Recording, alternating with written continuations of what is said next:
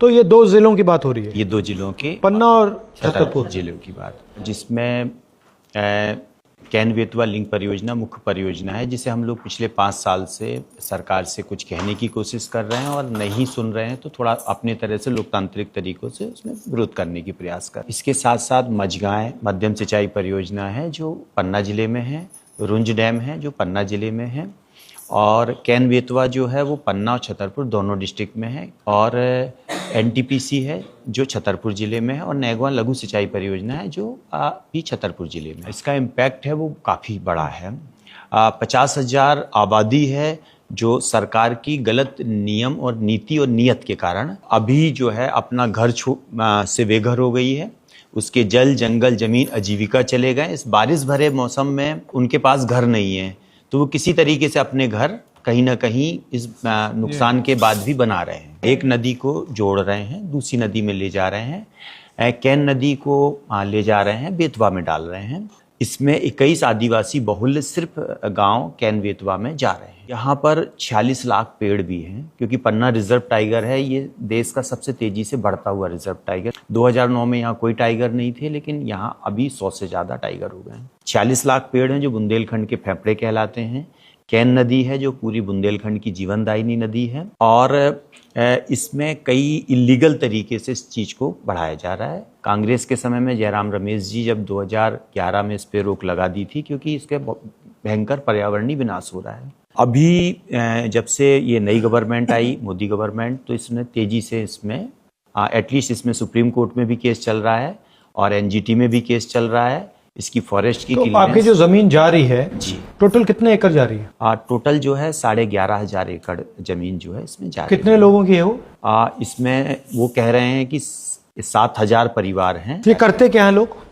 Sir मजदूरी करते हैं, क्या खेती करते हैं, क्या करते हैं? ये किसान है ज्यादातर। ये वन पर आधारित लोग हैं मोस्टली। और जमीन ले ली गई है पूरी या ले लिया? पूरा ले लिया। पूरा ले लिया। ये पंचायत से पूछा गया? नहीं, बिल्कुल नहीं। ग्राम सभा हुई नहीं सर। ग्राम सभा नहीं हुई। ग्राम सभा नहीं हुई। वहाँ पर माने आप ये देखिए, एक ग्राम सभा का मैं आपको थोड़ा सा दिखाऊंगा कि वो ये कह रहे हैं ग्राम सभा हुई है। इसमें सिग्नेचर कर रहे हैं वो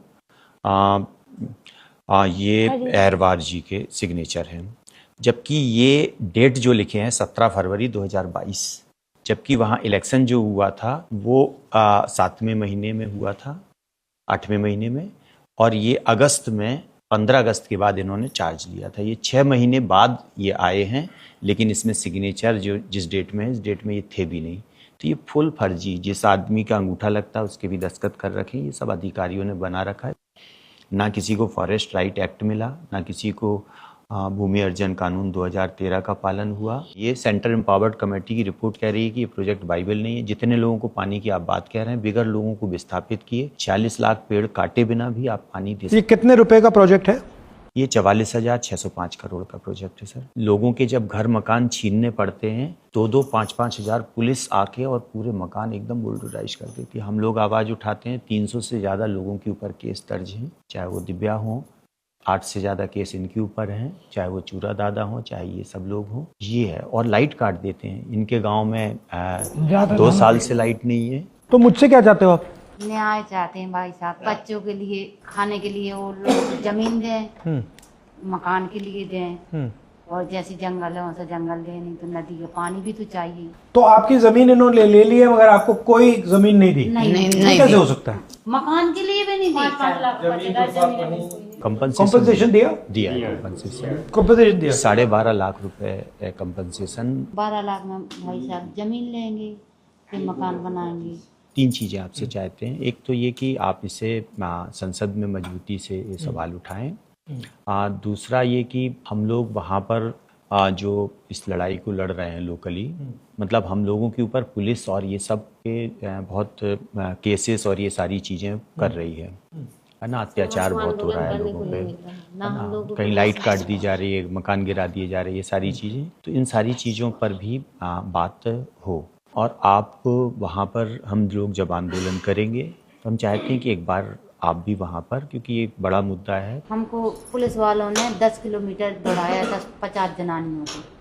बच्चे ले रखे थे, दूध भी नहीं पिलाने देते थे, डंडे ठोक रहे थे, चलो चलो चलो चलो। हम बताओ, हम 70 साल के रात को 2:30 बजे, रात को 2 बजे, 12 बजे रात से दौड़े थे 10 किलोमीटर। जब कढ़ाई में डंडा थे, ठेले चलो चलो चलो। हम 70 साल के पुलिस वाले थोड़े थे। ठीक है, हम अपना आदमी भेजते हैं वहाँ पे, थोड़ा वो देखेगा, चेक करेगा क्या हो रहा है, फिर वहाँ आके अपनी आंखों से देखना चाहता हूँ। तो हम दबाव डाल सकते हैं, तो शुरुआत तो वहाँ से करते हैं ना, बिल्कुल। है ना।